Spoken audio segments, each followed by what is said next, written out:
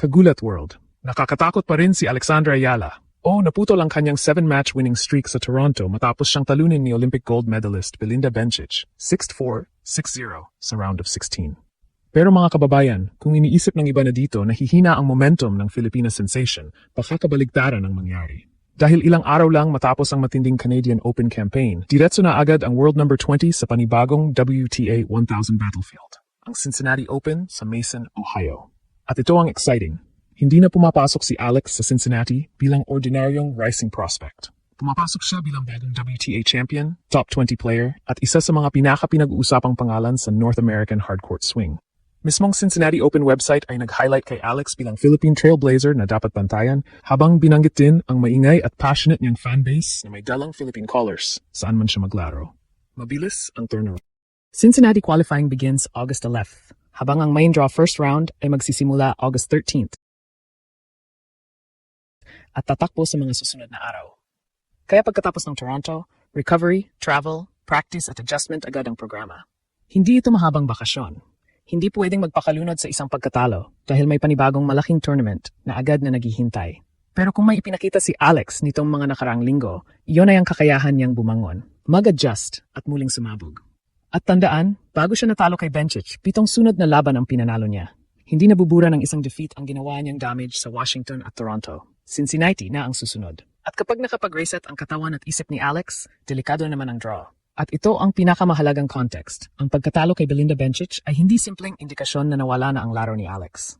Tennis at this level is brutal. Bencic entered their round of 16 clash as the world number 14 and tournament number 12 seed at sa loob ng 1 hour and 13 minutes, nakuha niya ang 6-4, 6-0 victory. Makita rin sa official match statistics na nahirapan si Alex sa service points at sa pagprotekta ng kanyang serve. 20 of 48 service points won lamang kumpara sa 29 of 45 ni Bencic. Ngunit isang match lang iyon sa gitna ng napakalakas na stretch ni Alex. Bago ang Toronto exit, 7 straight wins ang hawak ni Alex. Sa Canadian Open, dinaanan niya sina Alicia Parks at Katie McNally at ang 6-3, 5-7, 6-4 win niya kay McNally ay umabot pa ng 2 hours and 39 minutes. Ibig sabihin, hindi lamang puro easy wins ang pinanggalingan niya. Nakikipaglaban siya sa mahahabang rallies, pressure moments, 3-set battles at sunod-sunod na high-level opponents. Kaya kapag pinag-usapan natin ang Cincinnati, malaking factor talaga ang recovery. Ang official Cincinnati schedule ay may qualifying sa August 11 at 12, habang ang first round na main draw ay nakatakdang magsimula sa August 13 at may first round action pa hanggang August 15. Kaya tama ang pakiramdam na napakabilis ng turnaround mula Toronto papuntang Ohio.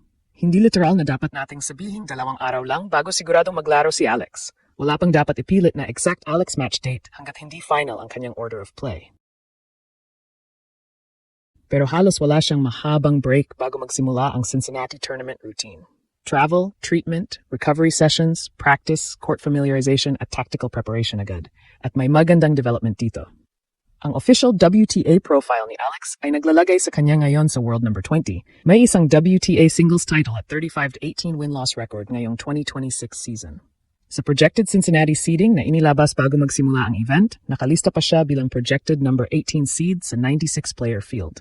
Hindi pa yun kapalit ng official final draw, pero malinaw ang mensahe. Ibang klase ng status niya ngayon kumpara noong kailangan pa niyang pumasok sa tournaments bilang dangerous outsider. Ngayon, siya na mismo ang isa sa mga pangalan na tinitingnan ng draw. At huwag nating kalimutan ang psychological side.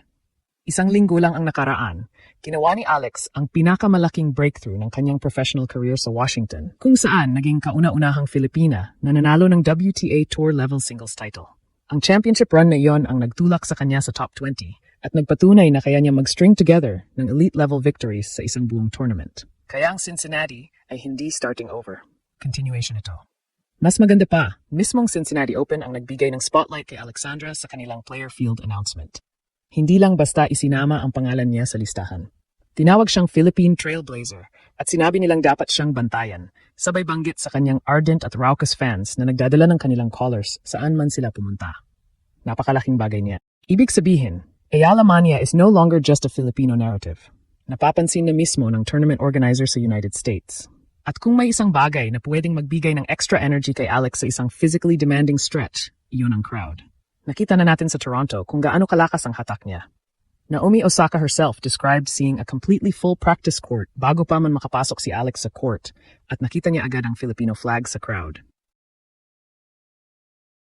Sinabi rin ni Osaka na magandang development para sa tennis ang community na nabubuo sa paligid ni Alex at malaking bagay ang ticket interest na nadadala ng Filipina star. At maging ang official WTA social media ay patuloy nagpo-post kay Alexandra habang nasa Toronto siya. Another indication kung gaano kalaki ang spotlight na nakatutok ngayon sa Filipina sensation. Kaya sa Ohio, huwag magulat kung Filipino flags na naman ang makita natin. Washington, tinagsa. Toronto, pinagkaguluhan. Cincinnati, posibleng susunod na kabanata ng Ayala Money. At kapag naramdaman ni Alex na parang home court na naman ang isang venue sa North America, maaring iyon ang spark na kailangan niya para muling sumabog. Ngayon, ano ang dapat bantayan natin sa Cincinnati? Una, ang physical recovery. Hindi biro ang ginawa ni Alex sa nakaraang 2 linggo. Nag-champion siya sa Washington, lumipat sa Toronto, nanalo ulit ng 2 singles matches, kasama ang mahaba at physical na 3-setter kay McNally, bago natapos ang 7-match streak laban kay Bencic. Sa ganitong compressed hardcourt schedule, minsan ang pinakamalaking kalaban ay hindi lamang ang nasa kabilang side ng net kundi fatigue. Kaya malaking bagay ang bawat araw ng pahinga, treatment at controlled practice bago ang first Cincinnati assignment. Pangalawa, ang response niya pagkatapos ng defeat. Dito naging interesting si Alex. Throughout 2026, hindi siya umaasa sa isang magical week lamang. Ang season recap niya ay punong-puno ng deep runs. Semifinal sa Berlin, champion sa Birmingham WTA 125, round of 16 sa Wimbledon, round of 16 sa Indian Wells at Miami, quarterfinal sa Dubai, champion sa Washington at round of 16 sa Toronto. Yan ang profile ng player na unti-unting nagiging consistent sa mas mataas na level. Pangatlo, Cincinnati could be the perfect reset bago ang US Open. WTA 1000 ito, outdoor hard court at loaded ang field. Nandoon ang mga pangalan gaya ni Arina Sabalenka, Iga Swiatek, Elena Rybakina, Coco Gauff, Naomi Osaka at Jessica Pegula. Mismong Cincinnati Open ang nagsabing star-studded ang field at buong top 10 ng women's entry list ay nakataktang lumaban ng ilabas ang initial field. Walang madaling daan. Pero iyon mismo ang dahilan kung bakit exciting. Alex does not need an easy draw para patunayang belong siya rito. Ang kailangan niya ay fresh legs, sharp timing, healthy body, at ang fearless mentality na nagdala sa kanya sa biggest victories ng season. At dito natin masasabi, nakakatakot pa rin si Alexandra Ayala. Bakit? Dahil ang isang straight sets loss ay hindi kayang burahin ang championship confidence. Hindi nito mababago na world number 20 na siya. Hindi nito mababago na WTA champion na siya. Hindi nito mababago na 7 straight matches ang napanalunan niya bago naputol ang streak. At lalong hindi nito mababago na ang tournament organizers, kapwa players at international tennis media ay napapansin na ang epekto ng Ayala Mania sa crowds. Sa katunayan, may isang positive side ang maagang pagtatapos ng Toronto run.